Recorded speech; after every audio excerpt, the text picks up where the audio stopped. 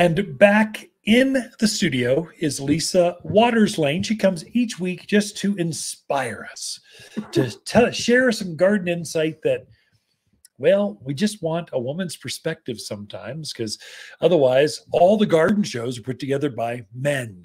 It's just kind of like, oh, here we go. This is like bib overalls, and except for TikTok. Well, Martha, okay, there we go. But she's more recipes and decorations with the garden segment. Did you see her swimsuit cover? Oh, yeah, I did. Yeah. I didn't. How could I miss that? I don't know. You're talking to every man out there's tuned in. It's Sports Illustrated swimsuit edition. We've all been watching that since the 70s. Martha was a surprise. She's what, in her 80s? Yep. They did a good job. Hey, good for her. Yep. Yes, I wouldn't do it. And I'm in my 50s. Well, I think you're a hottie out on the lake no matter what. You still catch my eye after 35 years. Uh-huh. Never mind. I don't even know. That's my John Wayne said this. Anyway. Why'd you go to John Wayne? Gardening. So gardening. What kind of gardening information? Gardening. So we're in summer now. Yes, we are. At that summer, solstice is here. Yes. So there are shrubs that do better in the summer heat. Oh, yeah. That perfectly happy out there blooming in the sun in the summer. So I thought we'd talk about some of those. Yeah, it's kind of good that we're covering that, because people have been calling in worried about their summer plants. The spring was so cool, so long. Mm-hmm. The summer lovers, they do not like spring. They like the summer. They want to be out when the lizards and the snakes and when the condors are flying overhead. They want to be their summer lovers, not spring lovers. That is very true. Yeah, so there's a lot of shrubs that can give you that color through the summer. The one that always comes to mind for me is Potentia. Oh, sure. Yeah. I just think it's such a good, tough shrub. Probably 3x3? Knee high. Yep, yeah. Absolutely. Little yellow blooms. There are some that have pink blossoms on them, some that tend a little more orange. But it's a good, consistent, very drought hardy, animal resistant. It's very consistent out in the landscape. We put it in commercial landscapings quite often because you can run it over with a semi truck and it'll still keep blooming. It just it's that tough. And so we companion plant that with like catmint, spireas, salvia gregii, Russian sage. There's a whole bunch of these plants like to grow together and take a blow dryer to them. They like the heat. So that's one. And animals, you're right there with javelina, deer. They don't bother. It looks delicious, but they don't bother that one. Yeah.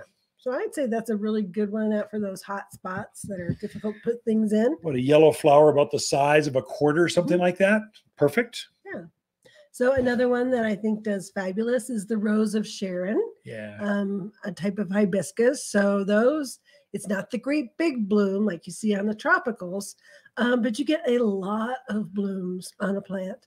They come in pinks and whites and purples and reds and double flower, single flower, variegated flower. Yeah, so very versatile, very nice to put out there in the yard. That's tall though, man. It gets big. Up. That's lilac size. We're getting like traditional lilac. That gets easily head high plus 2-3 feet unless you keep it trimmed.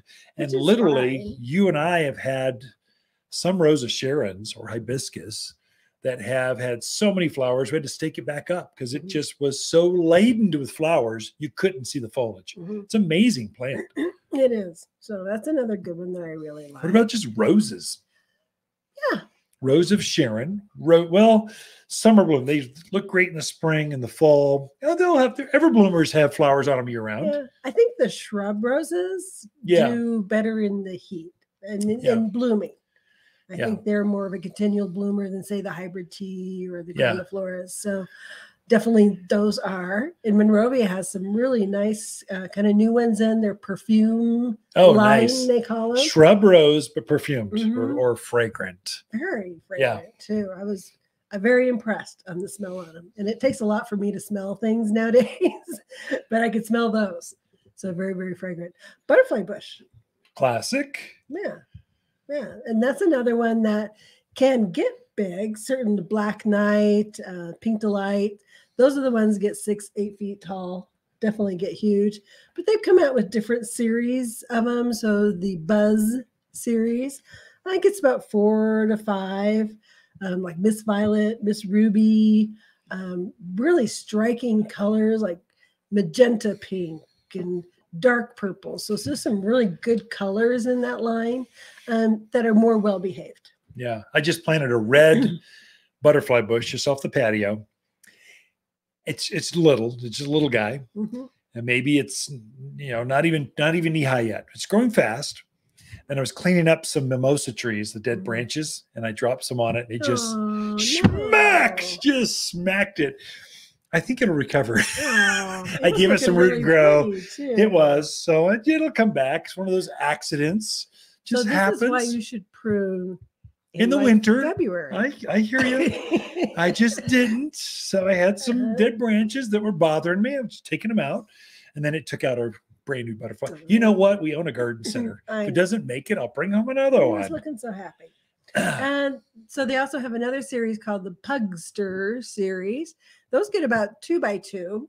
The thing I like about those is the blossom is the same size as a regular butterfly bush, but the plant definitely is more of a miniature. Yeah. So those come in white and pinks and lavenders. Great in containers. I mean, just raised beds right off the patio where you just can't have this ginormous thing. Right. It stays cuter. So same as Potentia size. Shrub rose, you keep down that low. Carpet roses, things, spireas, you can keep lower. Absolutely. What about smoke bush? That's just starting to come out. That is true. It's got that smoky kind of wispy flower that starts in summer. Can get bigger, so you can keep them down to chest high or so. But if you let them go, they'll get considerably larger. We got a one in called Golden Spirit Smoke Bush. Ooh, yeah. So it has kind of a very bright, like chartreuse green leaf to it. I thought it was very attractive, especially if you have an area where you have darkness or it's dark rock. Dark rock. Using that mocha rock. If that shines, pops something better. Where you really want to contrast and color, it would be amazing. Yeah, and equally as hardy. It'll take the wind, the sun. It's equally as robust as the purple one. The purple ones are more popular, but sometimes purple blends into all these native blues we have. True. The dark rocks that are so popular, ground cover that's so popular right now. Yeah. Sometimes you need a bright pop of color, not a dark pop of color.